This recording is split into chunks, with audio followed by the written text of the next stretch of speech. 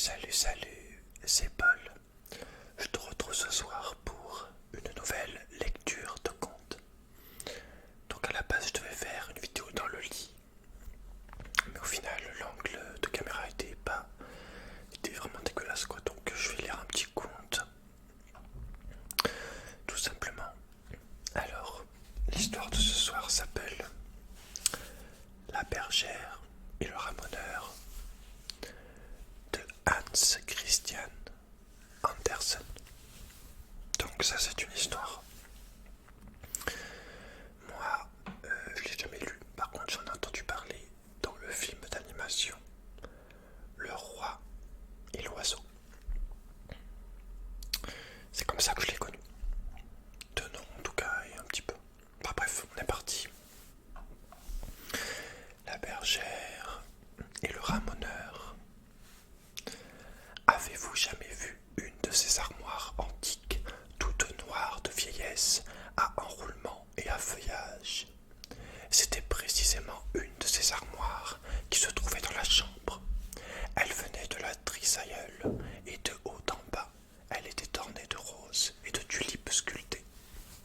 Mais ce qu'il y avait de plus bizarre, c'était les enroulements d'où sortaient de petites bêtes de cerf avec leurs grandes cornes. De petites têtes de cerf avec leurs grandes cornes. Je recommence, ta mère la pute.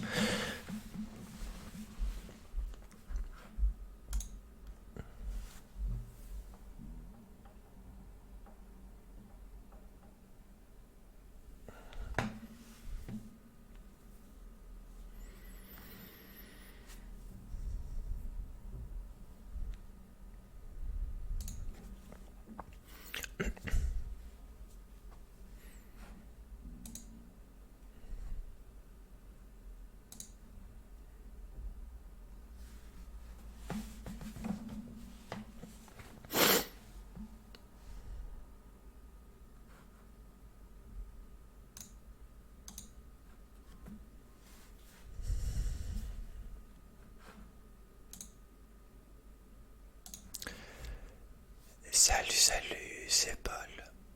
Je te retrouve ce soir pour une nouvelle lecture de conte. Normalement, il y aurait dû avoir une vidéo dans le lit, mais l'angle de caméra, au final, était vraiment pas terrible, on voyait pas grand chose. Donc je vais te lire une histoire qui s'appelle La bergère et le ramoneur. Donc moi, la première fois que j'ai entendu cette histoire, c'était dans le film d'animation Le Roi et l'Oiseau. Voilà, mais j'ai jamais lu l'histoire, donc je vais la découvrir. On va la découvrir tout de suite.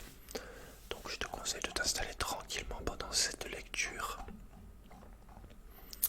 On est parti.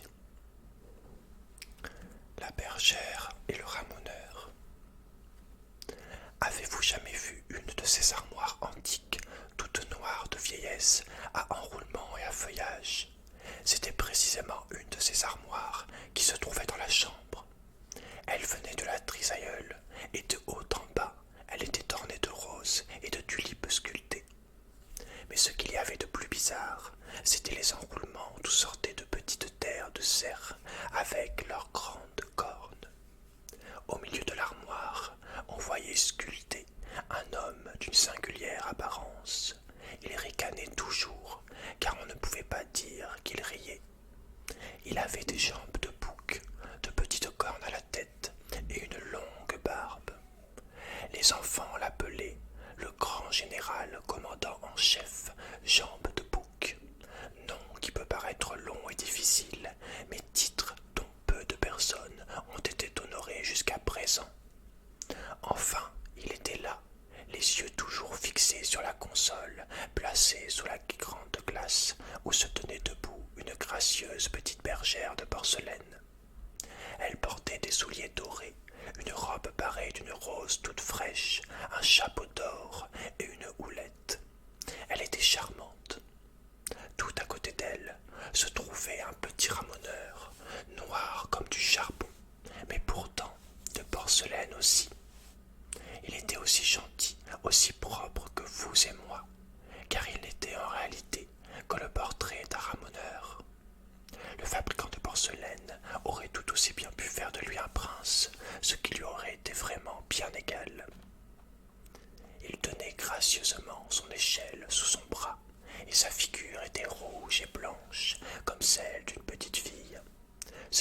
paraissait pas d'être un défaut qu'on aurait pu éviter en y mettant un peu de noir. Ils touchaient presque la bergère. On les avait placés où ils étaient, et là où on les avait posés, ils s'étaient fiancés. Aussi, l'un convenait très bien à l'autre. C'étaient des jeunes gens faits de la même porcelaine, et tous deux également, faibles et fragiles. Non loin d'eux se trouvait une autre figure, 3 fois plus grande. C'était un vieux Chinois qui savait hocher la tête. Lui aussi était en porcelaine. Il prétendait être le grand-père de la petite bergère, mais il n'avait jamais pu le prouver. Il soutenait qu'il avait tout pouvoir sur elle, et c'est pourquoi il avait répondu par un aimable hochement de tête au grand général commandant en chef Champ de Bouc, qui avait demandé la main de la petite bergère. « Quel mari tu auras là, dit le vieux Chinois, quel mari. Je crois quasi qu'il est d'acajou. Il fera de toi, madame la grande générale commandante en chef Champ de Bouc. Il a toute son armoire remplie d'argenterie, sans compter ce qu'il a caché dans les tiroirs secrets. Je n'entrerai jamais dans cette sombre armoire, dit la petite bergère. J'ai entendu dire qu'il y a dedans 11 femmes de porcelaine. Eh bien, tu seras la 12e, dit le Chinois. Cette nuit, dès que la vieille armoire craquera, on fera la noce, aussi vrai que je suis un Chinois. Et là-dessus, il hocha la tête et s'endormit. Mais la petite bergère pleurait en regardant son bien-aimé le ramoneur. « Je t'en prie, dit-elle, aide-moi à m'échapper dans le monde. Nous ne pouvons plus rester ici. »« Je veux tout ce que tu veux, dit le petit ramoneur. Sauvons-nous tout de suite. Je pense bien que je serai de nourrir avec mon état. Pourvu que nous descendions heureusement de la console, dit-elle. Je ne serai jamais tranquille tant que nous ne serons pas hors d'ici. Et il la rassura, et il lui montra comment elle devait poser son petit pied sur les rebords sculptés et sur le feuillage doré. Il l'aida aussi avec son échelle, et bientôt ils atteignirent le plancher. Mais en se retournant vers la vieille armoire, ils virent que tout y était en révolution. Tous les cerfs sculptés allongeaient la tête, dressaient leur poids et tournaient le cou. Le grand général commandant en chef Champ de Bouc fit un saut et cria au vieux Chinois. « Les voilà qui se sauvent, ils se sauvent !» Alors, ils eurent peur et se réfugièrent dans le tiroir du marchepied de la fenêtre. Là se trouvaient 3 ou 4 jeux de cartes dépareillés et incomplets, puis un petit théâtre qui avait été construit tant bien que mal. On y jouait précisément une comédie, et toutes les dames, qu'elles appartiennent à la famille des carreaux ou des piques, des cœurs ou des trèfles, étaient assises au premier rang et s'éventaient avec leurs tulipes. Et derrière elles se tenaient tous les valets, qui avaient à la fois une tête en l'air et l'autre en bas, comme sur les cartes à jouer. Il s'agissait dans la pièce de 2 jeunes gens qui s'aimaient, mais qui ne pouvaient arriver à se marier. La bergère pleura beaucoup, car elle croyait que c'était sa propre histoire. « Ça me fait trop mal, dit-elle, il faut que je quitte le tiroir. » Mais lorsqu'ils mirent de nouveau le pied sur le plancher et qu'ils jetèrent les yeux sur la console, ils aperçurent le vieux Chinois qui s'était réveillé et qui se démenait violemment. « Voilà le vieux Chinois qui accourt !» s'écria la petite bergère, et elle tomba sur ses genoux de porcelaine, tout à fait désolée. « J'ai une idée, dit le ramoneur. Nous allons nous cacher au fond de la grande cruche qui est dans le coin. Nous y coucherons sur des roses et sur des lavandes, et s'il vient, nous lui jeterons de l'eau aux yeux. »« Non, ce serait inutile, lui répondit-elle. Je sais que le vieux Chinois et la cruche ont été fiancés, et il reste toujours un fond d'amitié après de pareilles relations, même longtemps après. Non, il ne nous reste pas d'autre ressource que de nous échapper dans le monde. Et on a naturellement le courage, dit le ramoneur. As-tu songé comme le monde est grand, et que nous ne pourrons plus jamais revenir ici? J'ai pensé à tout, répliqua-t-elle. Et le ramoneur regarda fixement et dit ensuite: Le meilleur chemin pour moi est par la cheminée. As-tu réellement le courage de te glisser avec moi dans le poêle et de grimper le long des tuyaux? C'est par là seulement que nous arriverons dans la cheminée, et là, je saurai bien me retourner.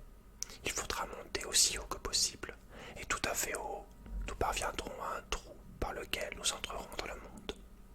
et la conduisit à la porte du poêle.